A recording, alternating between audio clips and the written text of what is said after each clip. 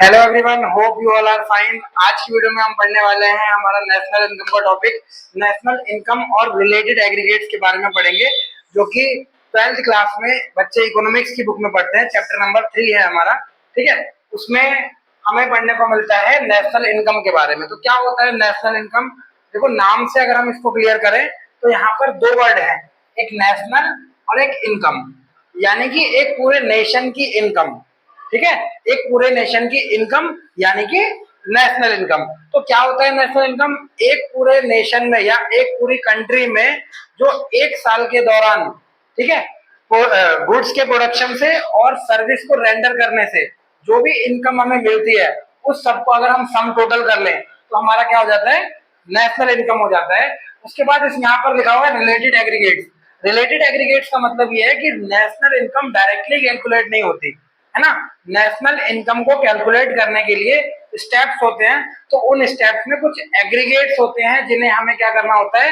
Addition और subtraction करना होता है नेशनल इनकम को कैलकुलेट करने के लिए, ठीक है ना। तो नेशनल इनकम क्या होता है, यहाँ पर मैंने डिफाइन किया हुआ है, total money earn with in a country, ठीक है। टोटल मनी जो कि एक कंट्री में अर्न किया जा रहा है during a period of 1 year. National income को नॉर्मली हम कैलकुलेट कैसे करते हैं? On the basis of 1 year, यानी कि एक साल के दौरान की गई वस्तु और सेवाओं के, है ना, क्रय से या विक्रय से जो भी हमें इनकम मिलती है, ठीक है, उसे हम क्या कहते हैं? जो भी हमें आय अर्जित होती है उसे हम क्या कहते हैं? राष्ट्रीय आय या नेशनल इनकम। यहाँ लिखा हुआ है during a period of 1 year through goods and service, ठीक है। किसके थ्रू? गुड्स और सर्विसेज के थ्रू जो भी हमें इनकम मिलती है एक साल के दौरान, उसे हम क्या करते हैं?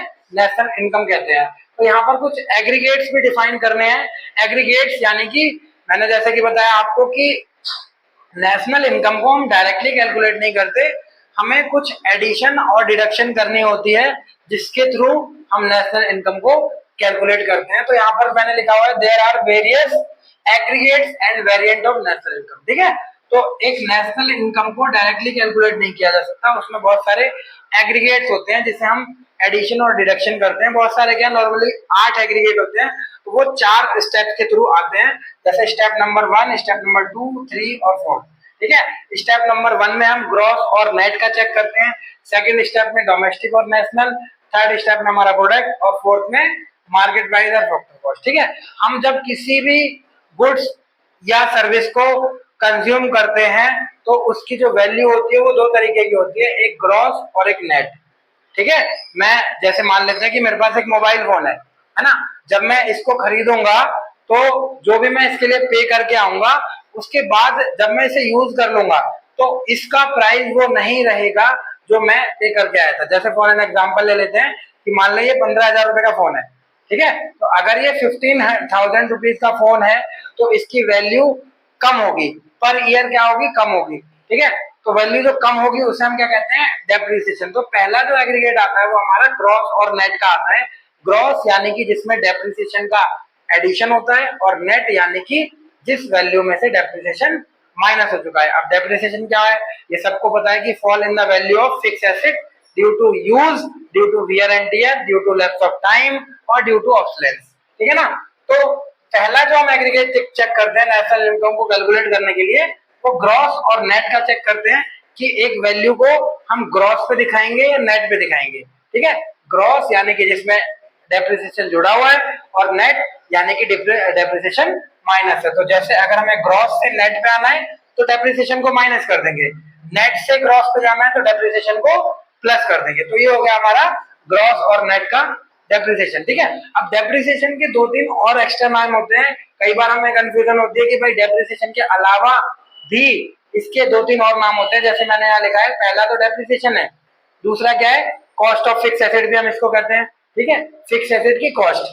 थर्ड है कंजप्शन ऑफ फिक्स एसेट भी हम इसको कहते हैं, और fourth replacement of fix asset भी हम इसको कहते हैं। तो सबसे पहले हम क्या करते हैं? नेशनल इनकम को कैलकुलेट करने के लिए ग्रॉस और नेट चेक करते हैं कि हमें नेशनल इनकम ग्रॉस पे निकालना है या नेट पे, ठीक है। तो अगर हमें ग्रॉस पे निकालना है तो डेप्रिसिएशन को ऐड ऑन रहने देंगे, और अगर नेट पे निकालना है तो डेप्रिसिएशन को ऐड कर देंगे। सेकंड स्टेप जो आता है हमारा, सेकंड एग्रीगेट जो है वो है डोमेस्टिक और नेशनल का, कि हमें डोमेस्टिक इनकम लेनी है या नेशनल इनकम। इन दोनों में जो डिफरेंस होता है वो होता है net factor income from abroad का। Net factor income from abroad का मतलब ये है कि वो इनकम जो हमारी कंट्री के लोग बाहर से अर्न कर रहे हैं, ठीक है। जैसे मान लेते हैं कि मैं बाहर भी अर्निंग करता हूँ या बाहर मैंने कहीं इन्वेस्टमेंट कर रखा है, वहां से मुझे अर्निंग मिलती है आउट ऑफ कंट्री, ठीक है, आउट ऑफ कंट्री की बात कर रहे हैं। और या फिर इंडिया के लोग जो बाहर काम कर रहे हैं वो वहां अर्निंग कर रहे हैं, है ना। फॉरेन के भी लोग यहाँ काम कर रहे हैं, वो यहाँ अर्निंग कर रहे हैं, और हमारे इंडियन लोग जो बाहर काम कर रहे हैं वो बाहर अर्निंग कर रहे हैं, ठीक है। तो net factor income from abroad का मतलब है कि ऐसी इनकम जो नेट निकाली गई है, जो हमने बाहर पे किया और जो हमने बाहर से रिसीव किया, उन दोनों का जो डिफरेंस होता है उसे हम कहते हैं net factor income from abroad. कई बार आपको क्वेश्चंस में डायरेक्ट गिवन होती है एनएफआईए, तो डायरेक्टली क्या करना है, अगर डोमेस्टिक है तो मतलब अगर डोमेस्टिक से नेशनल पे जाना है तो एनएफआईओ को क्या करेंगे, प्लस कर देंगे, और नेशनल से डोमेस्टिक पे जाना है तो एनएफआईओ को क्या करेंगे, माइनस कर देंगे, ठीक है ना। अब ये एनएफआईए क्या होता है, मैंने आपको बताया national net factor income from abroad. अभी नेट फैक्टर इनकम कैसे आती है, ये आती है फीफा माइनस फीटा से। फीफा मतलब फैक्टर इनकम फ्रॉम अब्रॉड और फीटा मतलब फैक्टर इनकम टू अब्रॉड, यानी कि हमें जो बाहर से रिसीव हुआ है ना, हमें जो बाहर से रिसीव हुआ और हमने जो बाहर वालों को पे किया, इन दोनों का जो नेट निकल के आता है उसे हम एनएफआईए कहते हैं। कई बार क्वेश्चन में गिवन होता है, कई बार तो क्वेश्चन में फीफा और फीटा गिवन होता है, तो हम इस तरीके से कैलकुलेट कर लेंगे, माइनस करके, ठीक है। तो डोमेस्टिक से नेशनल पे जाएंगे तो प्लस, और नेशनल से डोमेस्टिक पे जाएंगे तो माइनस करेंगे, किसको, एनएफआईए को, ठीक है। तो ये हमारा सेकंड हो गया जो हमें एग्रीगेट्स करने होते हैं। थर्ड हमारा प्रोडक्ट है, उसमें कुछ नहीं करना, प्रोडक्ट को एज इट इज रहने देना है। फोर्थ नंबर पे आता है कि हम नेशनल इनकम को कैसे कैलकुलेट कर रहे हैं, मार्केट प्राइस पे या फैक्टर कॉस्ट पे। इन दोनों का जो डिफरेंस है वो किसकी वजह से है, वो नेट इनडायरेक्ट टैक्स की वजह से है, ठीक है। जो चीजें मार्केट प्राइस पे है, अगर हमें उसे फैक्टर कॉस्ट पे लाना है तो हमें क्या करना पड़ेगा, नेट इनडायरेक्ट टैक्स को माइनस करना पड़ेगा, और अगर फैक्टर कॉस्ट से मार्केट प्राइस पे लाना है तो हमें नेट इनडायरेक्ट टैक्स को प्लस करना पड़ेगा। अब नेट इनडायरेक्ट टैक्स क्या होता है, नेट इनडायरेक्ट टैक्स यानी कि जो हम गवर्नमेंट को टैक्स पे कर रहे हैं, और नेट इसलिए क्योंकि इसमें सब्सिडी हमने क्या कर दिया, माइनस कर दिया। सब्सिडी मतलब जो गवर्नमेंट से हमें छूट मिल रही है, और इनडायरेक्ट टैक्स है ना, जिसका बर्डन कस्टमर फेस करता है। जैसे मान लेते हैं मेरी एक दुकान है ना, अब दुकान पे जितना भी मैं टैक्स गवर्नमेंट को देता हूँ दुकान का, वो सारे मैं अपने कस्टमर से क्या करता हूँ, उसका बर्डन जो है वो कस्टमर पे डाल देता हूँ, कस्टमर पे ट्रांसफर कर देता हूँ, और कस्टमर उसके लिए, ठीक है, पे करते हैं। जैसे मैंने मोबाइल का एग्जांपल दिया था, अगर मैं ये जहां से भी मोबाइल फोन खरीद रहा हूँ, उस दुकान का ऑनर अगर गवर्नमेंट को जीएसटी पे करता है, ठीक है, तो जीएसटी जब पे करेगा तो जितना भी जीएसटी पे करेगा वो क्या करेगा, कहीं ना कहीं कस्टमर से बियर करेगा, कस्टमर से रिसीव करेगा उस जीएसटी को। तो इनडायरेक्ट टैक्स इसका बर्डन गवर्नमेंट कस्टमर पे शिफ्ट कर दिया जाता है। तो इनडायरेक्ट टैक्स माइनस सब्सिडी जब हम कर देते हैं तो हमारा नेट इनडायरेक्ट टैक्स आ जाता है, और मार्केट प्राइस और फैक्टर कॉस्ट का जो डिफरेंस है वो नेट इनडायरेक्ट टैक्स, ठीक है। अगर हमें एमपी से एफसी पे आना है तो एनआईटी को क्या करेंगे, माइनस, और अगर एफसी से एमपी पे जाना है तो एनआईटी को क्या करेंगे, प्लस करेंगे। तो ये हमारे कुछ एग्रीगेट्स हो गए। अब इनसे अगर हम चेक करें एग्रीगेट, तो हमारे कुछ 8 एग्रीगेट बनते हैं जो कि इन सबसे इमर्ज होते हैं। पहला जीडीपी एट एमपी है ना, जी इससे लिया, ठीक है, डी और P at M P, G D P at M P, ठीक है। Second G D P at F C, G same रहेगा, डी पी एट एफसी, ठीक है। उसके बाद थर्ड हमारा एग्रीगेट है एनडीपी एट एमपी, है ना, एनडीपी एट एमपी, और फोर्थ है हमारा एनडीपी एट एफसी, ये हमारा फोर्थ एग्रीगेट हो गया। अब इसके बाद फिफ्थ नंबर पे आते हैं जीएनपी एट एमपी, है ना, जीएनपी एट एमपी, यानी कि gross national product at market price. उसके बाद जीएनपी एट एफसी, यानी कि जीएनपी एट एफसी, ठीक है। इसके बाद एनएनपी एट एमपी, यानी कि एनएनपी एट एमपी, ठीक है। उसके बाद एनएनपी एट एफसी, यानी कि एनएनपी एट एफसी, ठीक है। तो टोटल हमारे जो एग्रीगेट बनते हैं इन सबको कंबाइन करके वो कितने होते हैं, 8 एग्रीगेट होते हैं, जिसमें से जो मैंने 4 नंबर पे लिखा है एनडीपी एट एफसी, इसका मतलब होता है national income, oh sorry domestic income. Domestic income मतलब जो हमारी डोमेस्टिक टेरिटरी के अंदर की इनकम है ना, और मतलब घरेलू सीमा की, और नेशनल इनकम जो पूरे राष्ट्र की इनकम है। ठीक है, तो ये हमारा हो गया NNP8FC यानी कि नेशनल इनकम, NNP8FC। ठीक है, तो ये हमारे कितने एग्रीगेट, 8 एग्रीगेट बनते हैं, इसके अलावा और कोई एग्रीगेट बनता नहीं है। तो ये सारे हमारे किसके एग्रीगेट हो गए, नेशनल इनकम के। आज के वीडियो में जो मैंने कवर किया है वो क्या, नेशनल इनकम और रिलेटेड एग्रीगेट, जिसमें मैंने आपको बताया कि नेशनल इनकम कैसे निकालते हैं। नेशनल इनकम का मतलब क्या होता है कि एक ऐसी इनकम जो अर्न की जा रही है विद इन अ कंट्री, एक कंट्री के अंदर, और during a period of 1 year through goods and service. ठीक है, इसके बाद इसके कुछ एग्रीगेट्स होते हैं जैसे कि 4 हैं, और उन्हीं 4 के बेसिस पे हम 8 एग्रीगेट्स को बना देते हैं। इसके अलावा और कोई एग्रीगेट नहीं बनता, ये 8 एग्रीगेट है, इसके अलावा और कोई एग्रीगेट नहीं बनता नेशनल इनकम में। ये सारे टॉपिक हमने कवर कर दिया। एक दो एग्जांपल हम कर लेते हैं जिससे आपको और अच्छे से क्लियर हो जाएगा कि कैसे हम इन सारी चीजों को करेंगे। तो 2 एग्जांपल चेक कर लेते हैं यहाँ पर, ठीक है, जिससे आपको और अच्छा क्लियर हो जाएगा। जैसे पहले एग्जांपल में है कि आपको क्या निकालना है, GNP8FC। सबसे पहले हमें देखना होता है कि हमें क्या निकालना है और क्या गिवन है। अब इससे रिलेटेड गिवन क्या है, इससे रिलेटेड हमें गिवन है NDP@MP गिवन है। ठीक है, और हमें निकालना है GNP@FC। ठीक है, तो हमें चेक करना पड़ेगा, हमें क्या करना है, सबसे पहले G से N पे आना है। G से N पे आने के लिए मतलब ग्रॉस से नेट पे आना है। तो क्या करेंगे, डेप्रिसिएशन को माइनस करेंगे। ठीक है, माइनस डेप। ठीक है ना, अब इसके बाद क्या है, N से D पे आना है, N से D पे, यानी कि नेशनल से डोमेस्टिक पे आना है। नेशनल से क्या करना है, डोमेस्टिक पे आना है। तो क्या करेंगे, NFIA, जैसे मैंने बताया था ना, NFIA net factor income from abroad को क्या करना है, माइनस।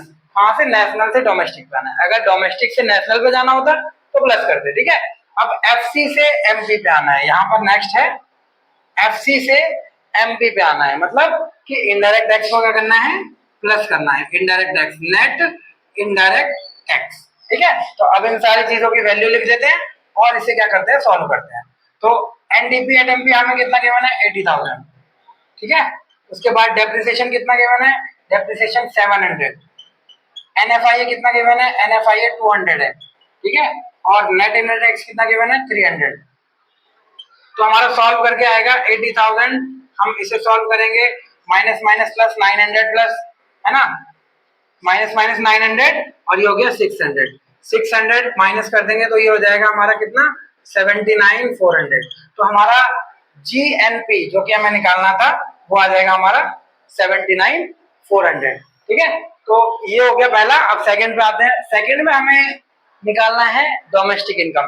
डोमेस्टिक इनकम को हम क्या कहते हैं, डोमेस्टिक इनकम को हम कहते हैं NDP@FC। अब NDP और FC निकालना है, बट हमें गिवन क्या है क्वेश्चन में, हमें गिवन है GNP@FC। ठीक है, FC गिवन है। ठीक है, अब देखो यहाँ पर भी क्या है कि सबसे पहले नेशनल से, सॉरी, नेट से ग्रॉस पे जाना है। नेट से ग्रॉस पे जाने के लिए डेप्रिसिएशन को क्या करते हैं, प्लस कर देते हैं।